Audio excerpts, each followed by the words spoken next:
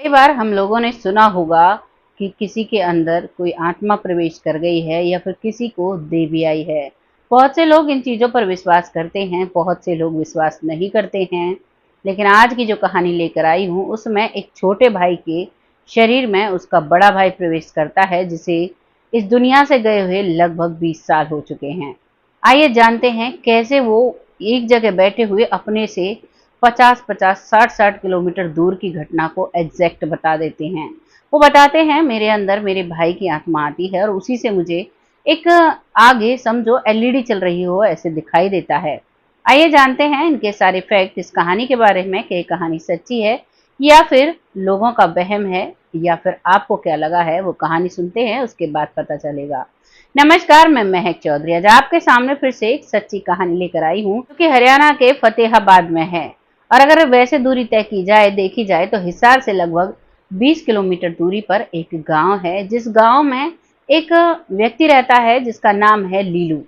लीलू जो कि अब करीबन 60 साल का उसकी उम्र है और करीबन पिछले 20 से 25 साल से वो एक सेवा लोगों को दे रहा है। वो बताता है कि जब भी किसी की भैंस चोरी हो जाती है या फिर किसी की कोई सामान गुम हो जाता है, किसी की टूम या फिर किसी का घर का गोल्ड का चीज या कोई भी चीज किसी की मिस हो जाती है, तो जब उससे पूछते हैं तो उसे ऐसा महसूस होता है कि वो चीज जहां थी वहां से चलकर वहां वहां गई। तो वो उनको बताता है और 95% लोगों का जो वो बताता है वो सच निकलता है। उनकी चीजें उन्हें मिल जाती हैं और उनका पूरा विश्वास उन पर जम जाता है, जिनका नाम है लीलू।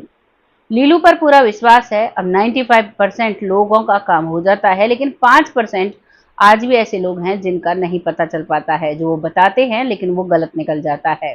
अब इसके बारे में उनसे हमने पूछा कि आपको कैसे महसूस हुआ, क्या हुआ, कब से आपके भाई आपके पास आने लगे, क्या हुआ था। तभी वो बताते हैं कि आज से लगभग 20 से 25 साल पहले मेरे मौसी के लड़के, वैसे मेरे ताऊ के घर में ब्याही थी मेरी मौसी, उनको एक बेटा हुआ था ओम प्रकाश, जो मुझसे बड़ा था। और ओम प्रकाश की किसी हादसे में जान चली जाती है और हादसे के बाद अब वो मेरे शरीर में प्रवेश करता है, वो मुझे दिखाई देता है। तो यहाँ पर हमने पूछा कि बहुत सी महिलाओं को जब उनके शरीर में कोई नेगेटिव एनर्जी होती है तो वो बालों को हिलाती हैं, पूरा लेट जाती हैं जमीन पर, चीखती हैं, चिल्लाती हैं, ऐसा कुछ आपको होता है। तो वो कहते हैं कि बिल्कुल नहीं, मुझे ऐसा कुछ नहीं होता। बस मुझे मुझे ऐसा एहसास होता है कि वो मेरे साथ है और जो भी कुछ मैं जानना चाहता हूँ उसका मुझे वो एहसास कराता है, और कुछ भी मेरे साथ नहीं होता है। वो बताते हैं कि जो महिलाएं ऐसा करती हैं ये बिल्कुल एक पाखंड प्रोपोगंडा वो उसे बोलते हैं, वो उनकी भाषा में है। बाकी जिनसे जिनके साथ होता है वो उसे अपने हिसाब से बताएंगी। बाकी फिलहाल के लिए जो लीलू हैं, उन्होंने बताया कि 20 से 25 साल से मेरा भाई मेरे साथ रहता है। जब भी मुझे कोई भी चीज़ की ज़रूरत, मुझे कुछ सोचना होता है, किसी के बारे में कुछ बताना होता है, गाँव में तो इसे पूछा पूछा कढ़ाना कहते हैं। यानी कि पूछा देखते हैं वो लोग कि भाई कोई सी चीज़ कहाँ पर खोई है, वो लोग बता देते हैं अपना ध्यान करके, तो उन्हें पता चल जाता है। जो लीलू हैं उनकी बहुत आम सी ज़िंदगी है। वो एक किसान हैं और अपने घर में सुबह शाम भैंसों का चारा करते हैं, दूध निकालते हैं और एक आम सी जिंदगी जी रहे हैं। उनके जीवन में स्पेशल क्या है?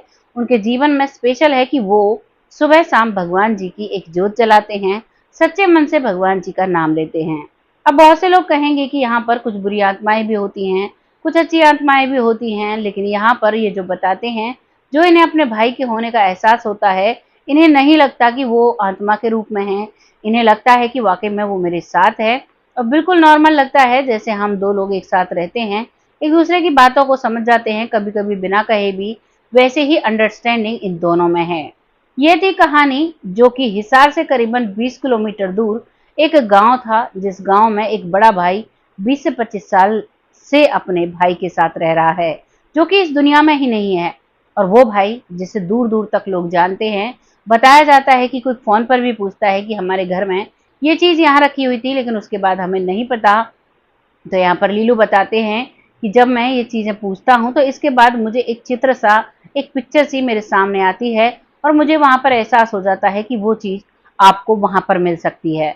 वो इस तरीके से बताते हैं और वाकई में उनकी वो भविष्यवाणी आप कह सकते हो, वो सच हो जाती है। बहुत ही नॉर्मल सी जिंदगी बिताने वाले व्यक्ति की एक कहानी मैं आपके सामने लेकर आई। आपको इस कहानी में सुनकर कैसा लगा, कितने फैक्ट आपको सच लगे, कितने फैक्ट आपको गलत लगे, जो भी आपको लगा है अपनी राय कमेंट बॉक्स में लिखिएगा। ये सब हम आप पर छोड़ते हैं, आप ही पर डिपेंड होता है, आप ही हमारा मार्गदर्शन करते हैं। जैसे आप कमेंट लिखते हैं उसी हिसाब से हम आगे वीडियोस लेकर आते हैं। जो भी आपको लगा है लिखिएगा जरूर। बहुत जल्द ऐसी ही किसी सच्ची और अच्छी स्टोरी के साथ आती हूँ। तब तक आप सब खुश रहें, आबाद रहें। अब वक्त शुरू होता है हमारे उन फॉलोअर्स का जो लोग हमें बहुत दिल से सपोर्ट करते हैं, बहुत अच्छे से कमेंट लिखते हैं, बहुत प्यारे प्यारे कमेंट लिखते हैं। जिनमें सबसे पहला नाम आता है सरयू बालाजी, जो बहुत प्यारे कमेंट लिखते हैं और कल और परसों से तो उनके बहुत सारे कमेंट आ रहे हैं। शुद्ध हिंदी में वो लिखते हैं, बहुत अच्छा लगता है। ऐसे ही अपना सपोर्ट हमारे साथ बनाए रखें, जिससे कि हम आगे बढ़ते रहें। आपका तहे दिल से, दिल की गहराइयों से बहुत बहुत स्वागत है आपके चैनल पर। अगला नाम आता है जमुना जी, जो बहुत अच्छे से सपोर्ट करती हैं, बहुत प्यारे प्यारे कमेंट लिखती हैं। आपका तहे दिल से धन्यवाद। ऐसे ही अपनी बहन को आगे बढ़ाते रहें। अगला नाम आता है लखविंदर जी, जो बहुत सपोर्ट करते हैं, बहुत अच्छे से हमारे वीडियोस पर कमेंट करते हैं और अब तो हमारे तीनों चैनल्स के साथ जुड़ गए हैं। आपका तहे दिल से धन्यवाद। ऐसे ही अपना सपोर्ट हमारे साथ बनाए रखें। अगला नाम आता है नीरज सैनी जी, जो कि हमारे तीनों चैनलों के साथ जुड़े हुए हैं, बहुत अच्छा कमेंट करते हैं, बहुत मोटिवेट करते हैं। आपका तहे दिल से धन्यवाद। ऐसे ही अपना सपोर्ट हमारे साथ बनाए रखें। अगला नाम आता है मंजू जी का, जो बहुत अच्छे बहुत पॉजिटिव कमेंट करती हैं, बहुत अच्छा लगता है इनके कमेंट पढ़कर। आपका तहे दिल से धन्यवाद। ऐसे ही अपना प्यार और सपोर्ट हमारे साथ बनाए रखें, जिससे कि हम आगे बढ़ते रहें। अब कहानी यहीं पर खत्म होती है। जिन लोगों के नाम लेने रह गए हैं उनका नाम अगली वीडियो में ले लिया जाएगा। तब तक आप सब खुश रहें, आबाद रहें। जय हिंद, जय भारत।